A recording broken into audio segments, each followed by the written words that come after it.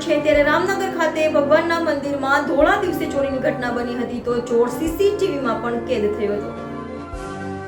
સુરતમાં ચોરી સહિતની ઘટનાઓ વધી રહી છે ત્યારે સુરતમાં ભગવાનના મંદિરો પણ સુરક્ષિત નથી। સુરતના રામનગર ખાતે મહાદેવ મંદિરમાં ધોળા દિવસે ચોરી થઈ હતી। ચોરીની સમગ્ર ઘટના સીસીટીવીમાં કેદ થઈ છે।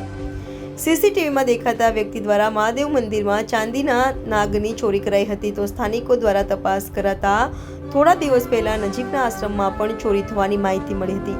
હાલ તો બનાવને લઈ પોલીસે તપાસ શરૂ કરી છે। મારું નામ સુરેશ કુમાર ભગવાનદાસ માધવાણી, રહેવાસી રામનગર।